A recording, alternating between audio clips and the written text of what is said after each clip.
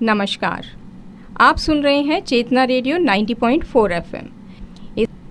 आज हमारे स्टूडियो में हमारे श्रोताओं के सामने हम एक विशेषज्ञ लेकर आए हैं जो कि हमें मोटा अनाज क्या है वो बताएंगे। हमारे स्टूडियो में पधारे हैं डॉक्टर परम नवदीप सिंह। नमस्कार डॉक्टर साहब। नमस्कार डॉक्टर साहब, अपने श्रोताओं को मैं चाहूँगी कि आप बताएं मोटा अनाज है क्या। देखिए, अपने देश के अंदर लगभग 10 प्रकार का मोटा अनाज होता है। उनके नाम मैं यदि बताऊं आपको तो उनके नामों के अंदर राजगीरा हुआ, सनवा, कुट्टू, रागी, कांगनी, कोडो, सामा, बाजरा, चेना और ज्वार है। इसमें अपने राजस्थान के अंदर बाजरा और ज्वार होता है मोटे अनाज के रूप में। रागी भी होता है पर ज़्यादातर बाजरा और ज्वार है। बाजरा को अंग्रेजी में पर्ल मिलेट कहते हैं और ज्वार को सोरगम कहते हैं। ये मोटा अनाज जो कि हम ये मानते हैं कि आज से कम 50-60 साल पहले हम सभी यही खाते थे, हमारे थाली में मोटा अनाज ही परोसा जाता था जी। लेकिन धीरे धीरे जैसे ही हरित क्रांति आई 60वें दशक में, हमने मोटा अनाज हटा के उसकी जगह गेहूं और चावल को ज़्यादा अहमियत दी, उन्हें जगह दे दिया, जिसका हो सकता है कई कारण हो। स्वाद तो वो लगता है, लेकिन मैं चाहूँगी कि आप श्रोताओं को ये बताएं कि जो मोटा अनाज है उसमें क्या क्या तत्व होते हैं, यानी न्यूट्रिएंट्स क्या क्या हैं, किस तरह वो लाभकारी है। देखिए, मोटा अनाज जब हम लेते हैं तो इसका जो महत्व है, जो इसकी इम्पोर्टेंस है, तो पहली तो ये आती है कि ये कम महंगा है और पोषण के लिए भी ये बेहतर है। चावल और गेहूं से यदि हम गणित की भाषा में कहें तो 10 गुना बेहतर है मोटा अनाज। क्यों? जो इसके अंदर प्रोटीन होता है उसकी गुणवत्ता बहुत ज़्यादा होती है। दूसरा, इसके अंदर अच्छी मात्रा में फाइबर होता है और जितने मिनरल्स हैं, खनिज हैं, लोहा है जैसे आयरन, कैल्शियम, ये सब चीज़ें इसमें अच्छी प्रचुर मात्रा में मिलती हैं। और सबसे बड़ी चीज़ होती है कि इसका जो ग्लाइसेमिक इंडेक्स है, जिसे हिंदी में यदि मैं आपको समझाऊं तो जो खाना जब पचता है, ये मोटा अनाज जब पचता है तो ब्लड शुगर लेवल जो हमारा बढ़ता है वो धीरे धीरे बढ़ता है। यदि अपन चावल और गेहूं जब लेते हैं तो उसमें ब्लड शुगर की एकदम मात्रा बढ़ती है। इसलिए हम कहते भी हैं कि जो डायबिटीज़ जिन लोगों को होती है, मधुमेह, उनको अपनी जीवन शैली में परिवर्तन करना चाहिए और मोटा अनाज लेना चाहिए।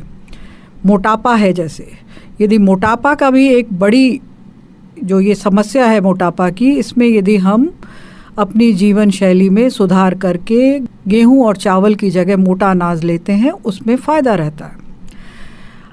यदि हम बात करें कि मोटा अनाज उगाने के लिए, तो जलवायु परिवर्तन जो होता है कि जैसे ज़्यादा गर्मी पड़ गई, सर्दी पड़ गई, तो उसका ज़्यादा असर नहीं होता मोटे अनाज पे, जबकि दूसरे गेहूं और चावल पे ज़्यादा असर होता है। पानी की मात्रा भी इसको कम चाहिए और ये फोटो सेंसिटिव भी नहीं होता, मतलब फोटो असंवेदनशील होता है, इसको नुकसान नहीं होता। तो ये मोटे तौर पे एक तरह से इनके फ़ायदे हैं। पर यदि मैं आपसे बात करूं राजस्थान की, तो राजस्थान में जैसे मैंने कहा कि बाजरा और ज्वार ज़्यादातर अपने उगाते हैं, थोड़ी बहुत मात्रा में रागी भी उगाते हैं। अब बाजरा को ले लें तो बाजरा के अंदर मोटे तौर पे, एक डॉक्टर के तौर पे मैं आपको जो बताना चाहती हूँ कि आम समस्या आपने सुनी होगी कि भाई उनका तो कोलेस्ट्रॉल बढ़ गया, डॉक्टर के पास गए थे, डॉक्टर ने कहा कोलेस्ट्रॉल बढ़ा हुआ है, भाई आप घी, तेल, मक्खन खाना बंद करो, सैर करो। आप सैर भी करिए, इन्हें बंद भी करिए, पर आप यदि बाजरा खाएंगे तो आपका कोलेस्ट्रॉल उससे भी कम होगा। तो एक तरह से बाजरा खाना कोलेस्ट्रॉल को कम करने का इलाज है।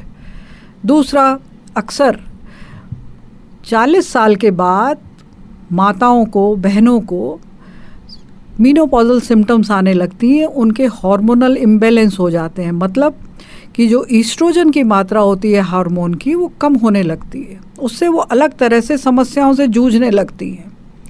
यदि वो मोटा अनाज खाएंगी जिसके अंदर कैल्शियम प्रचुर मात्रा में होगा तो उनका पीठ दर्द, घुटने का दर्द या कमजोरी जिसे कहते हैं, जो अक्सर वो शिकायत करती हैं, वो नहीं होगी, क्योंकि ये बोन हेल्थ को प्रमोट करता है बाजरा। आपने सुना होगा कि कई बार कई लोग चाय की मात्रा ज़्यादा ले लेते हैं, खाली पेट काम करते रहते हैं तो पेट में अल्सर हो जाते हैं। यदि आप बाजरा खाते हैं तो मान के चलिए कि आपके यदि अल्सर हो गए तो उनका इलाज भी स्वतः हो जाएगा दवाई के बगैर। अपन जो हृदय के लिए कहते हैं कि ये दवाइयाँ लेनी हैं, पर हृदय को यदि अपन ने अच्छा रखना है, सेहतमंद रखना है, तो बाजरा खाना एक उसका इलाज है। इसी तरह से मोटापा कम करने का इलाज भी ये है। आप कैसे खा सकते हो? बाजरे की खिचड़ी बना लो, रोटी बना लो, उपमा बना लो, इडली बना लो, पराठा बना लो, खाखरा बना लो। अब यदि आप पूछें, कई अपने जो श्रोतागण हैं इस चीज़ पे ज़रूर विचार करेंगे, भाई कितनी तो ये एनर्जी देता है, कितना इसमें प्रोटीन है। तो मैं अब आपके श्रोताओं को बताना चाहती हूँ, यदि आप 100 ग्राम बाजरा है, 100 ग्राम बाजरे की आपने खिचड़ी बनाई या रोटी बनाई, लगभग 347-48 किलो कैलोरीज 100 ग्राम में है। कितना फ़ायदेमंद है ये, सस्ता और कितनी एनर्जी देता है।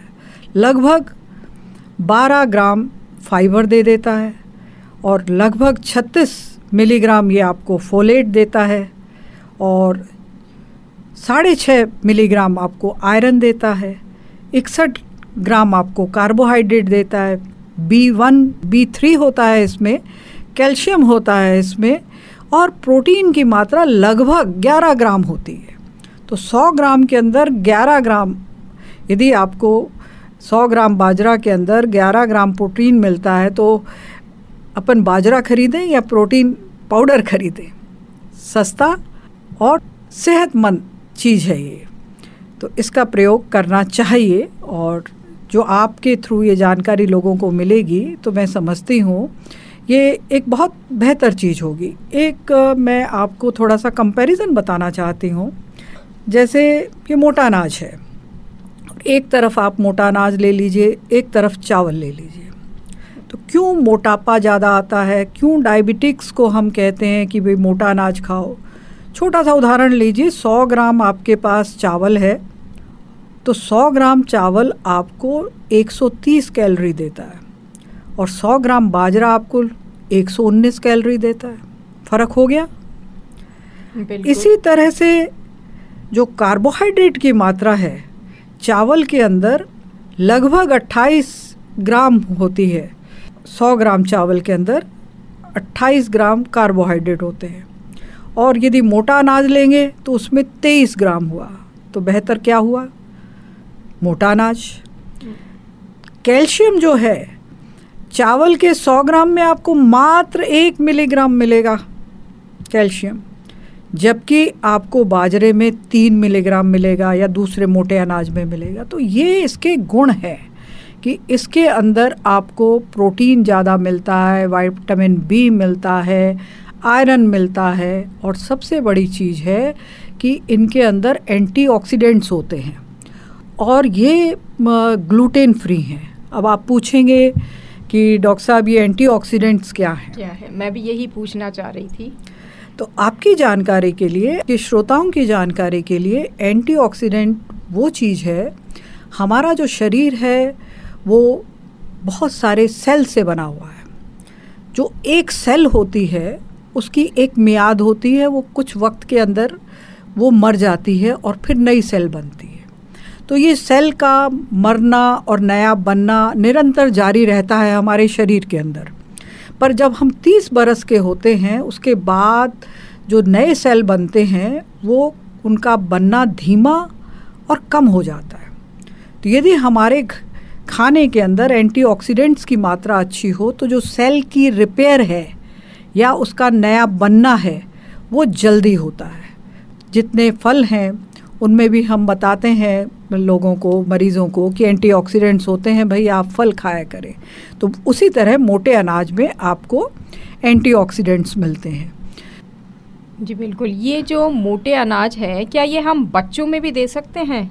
छोटे बच्चे हैं, जैसे खाना शुरू कर दिया 4-5 साल के बाद, क्या ये बच्चों के लिए भी उतना ही लाभकारी है जितना महिलाएं और बड़ों के लिए? देखिए, जीवन के अंदर जीवन की उत्पत्ति जब हुई और जैसे बच्चा आया, छोटा बेबी है, उसमें भी ये मोटा अनाज लाभदायक है।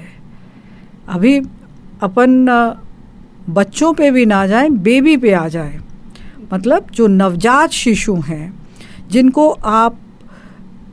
जिनको माता दूध पिलाती है और एक समय के बाद वीनिंग करते हैं, हम दूध पिलाना बंद करते हैं, तो सबसे पहले तो जब हम ये मोटा अनाज यदि चालू करते हैं 3 महीने के बाद छोटे बच्चों में, तो वीनिंग में बहुत आसानी रहती है। मतलब माँ को यदि अपना दूध बंद करना है या दूध उसका बंद हो गया तो बच्चा इसको बहुत जल्दी एक्सेप्ट करता है। अब इसके फ़ायदे क्या होते हैं नवजात शिशुओं में, उन्हें सुने आप। देखिए, सबसे पहले तो ये बच्चों का जो डाइजेशन है, जो पाचन क्रिया है, वो उसको इम्प्रूव करता है, रेगुलेट करता है और उनमें कब्ज की शिकायत नहीं होने देता, कॉन्स्टिपेशन नहीं होने देता। चूँकि इनके अंदर अच्छी मात्रा में आयरन होता है तो बच्चों में ये खून की कमी, एनीमिया नहीं होने देता। अब ये जो बच्चे हैं नवजात शिशु, इनका बोन का डेवलपमेंट यदि उस वक्त सही हो तो उनको कैल्शियम चाहिए, जो इसमें प्रचुर मात्रा में मिलता है, तो उनके बोन डेवलपमेंट, बॉडीली फंक्शन जो होते हैं वो ढंग से डेवलप होते हैं।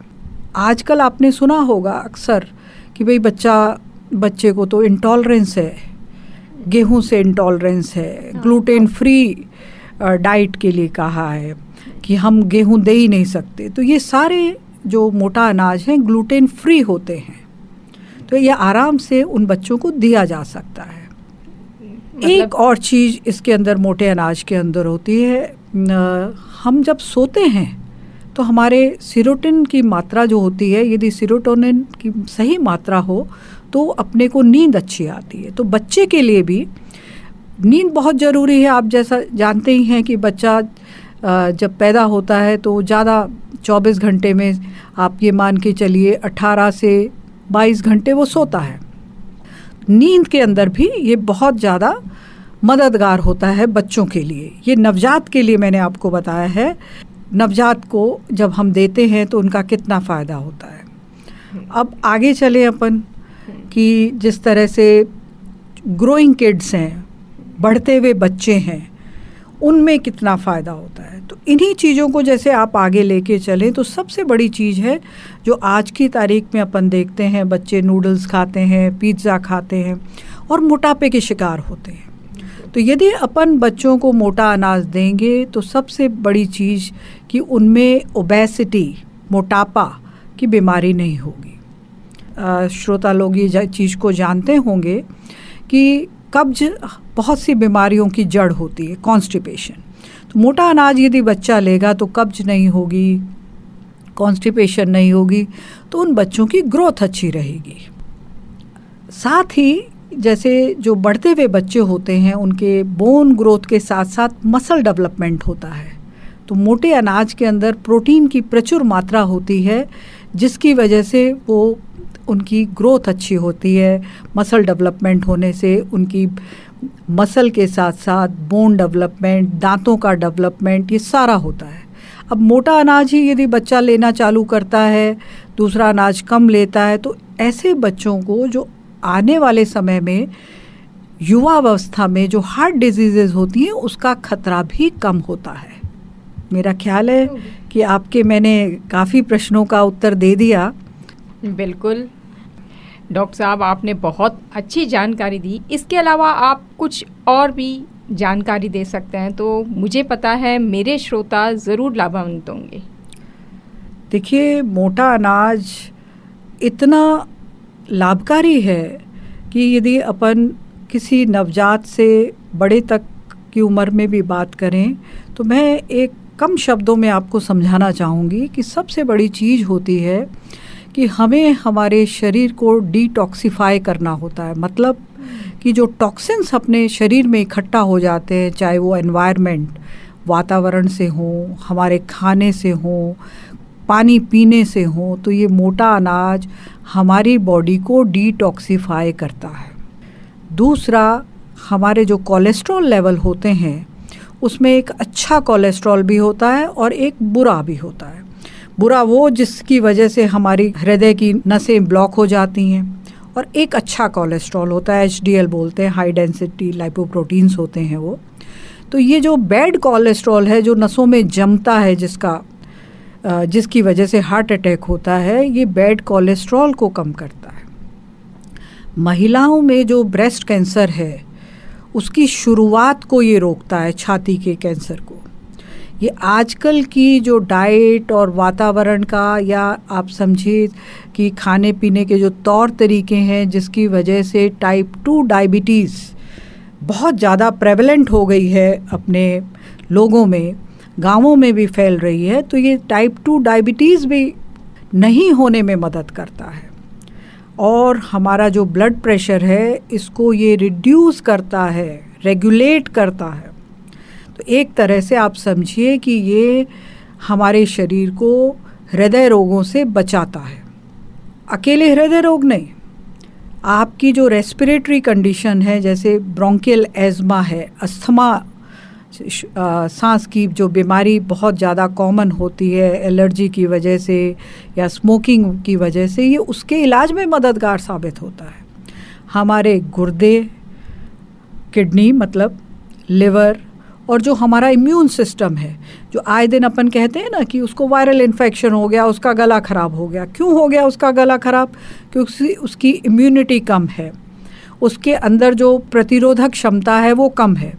तो ये मोटा अनाज हमारे इम्यून सिस्टम को भी इम्प्रूव करता है, बढ़ाता है।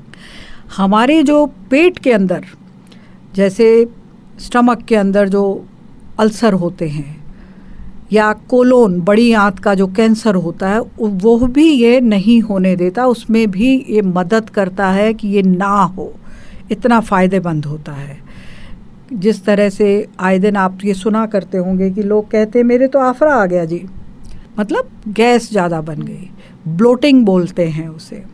तो ब्लोटिंग में, गैस बनने की तकलीफ़ में, कब्ज में, या कई बार पेट में आटे आते हैं, क्रैम्प्स आते हैं, इन चीज़ों को भी ये मोटा अनाज रोकता है। बिल्कुल, आपने बहुत ही महत्वपूर्ण जानकारी दी श्रोताओं को, और मुझे पूर्ण विश्वास है कि जितने भी श्रोता हैं वो अपने शरीर के प्रति अब सजग हो जाएंगे। क्यों? क्योंकि अब उन्हें यह अहमियत पता लग गई है कि चावल और गेहूँ, जिसे हम अब तक थाली में सजा रहे थे, उसके बजाय मोटा अनाज, जिसे हमने दूर कर दिया था, वह सेहत के लिए बहुत ज़रूरी है।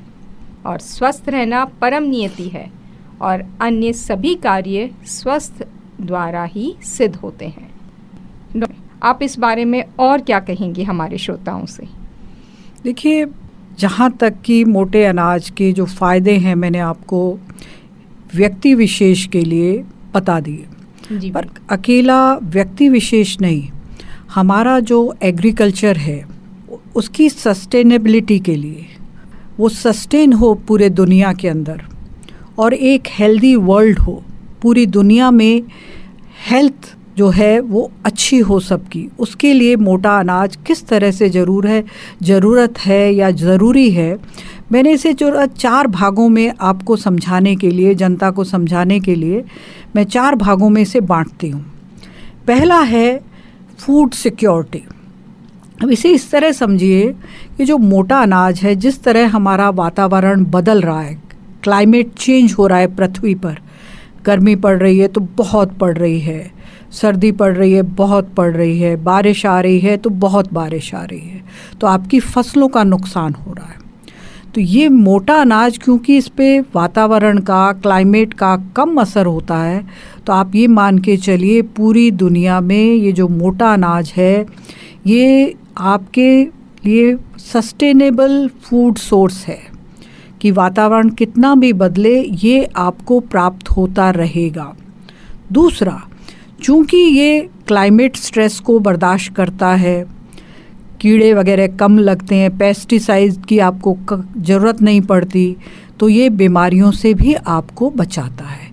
तो एक तरह से आप समझिए कि पूरी दुनिया की जो फूड सिक्योरिटी है, कि पूरी दुनिया को अनाज मिल जाए, उसमें ये एक महत्वपूर्ण अंग है मोटा अनाज। अब आइए, पूरी दुनिया के बाद, फूड सिक्योरिटी के बाद अपन आगे चलते हैं। फूड कैसा हो?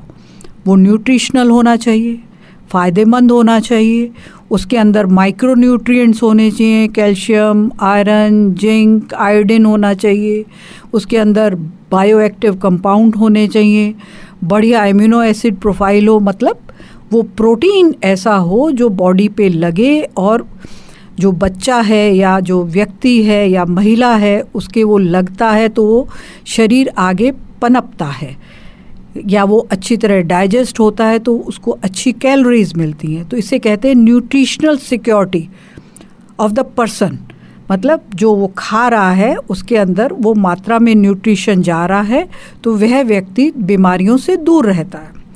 तीसरा चीज़ मैं समझती हूँ कि जो खाना है उससे हमें बीमारी नहीं आनी चाहिए। तो ये जो मोटा अनाज है ये हमें एक तरह से सेफ्टी फ्रॉम डिजीज़ेस, मतलब बीमारियों से दूर रखता है। कैसे? जैसे मैंने जिक्र किया, ये ग्लूटेन फ्री है, तो एक तरह से जो गेहूं की एलर्जी की सीलिएक डिजीज़ होती है उस बीमारी से दूर करता है। इसका लो ग्लाइसेमिक इंडेक्स है, मैंने बताया, तो ये डायबिटिक लोगों के लिए, मधुमेह के लोगों के लिए इससे बढ़िया अनाज नहीं हो सकता। फिर ये अनाज आपको हृदय की बीमारियों से, खून की कमी की बीमारी से, कैल्शियम की बीमारी से दूर रखता है। चौथा भाग मैंने मोटे अनाज का बनाया है इकोनॉमी सिक्योरिटी। किस तरह से? क्योंकि ये जो क्रॉप है, मोटा अनाज की जो फसल है, ये क्लाइमेट के बदलाव की रेजिस्टेंट है, रेजिलिएंट है, मतलब उसका कम असर होता है। दूसरा, ये एक लगातार किसान को जो फसल प्राप्त होती रहती है उसका सोर्स है।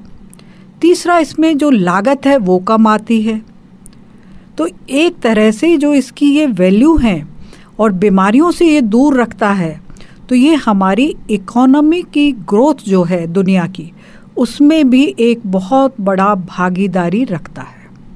बहुत बहुत अच्छी बात कही। ये तो बच्चे बड़े से हटके और बात हमारे किसान भाइयों के लिए भी कि सबसे बढ़िया फसल। और मैं ये चाहूँगी कि मेरे जितने श्रोता हैं, आपने ये कार्यक्रम सुना, आप ये कार्यक्रम पुनः प्रसारित होता रहेगा, आपको समय हम बता देंगे।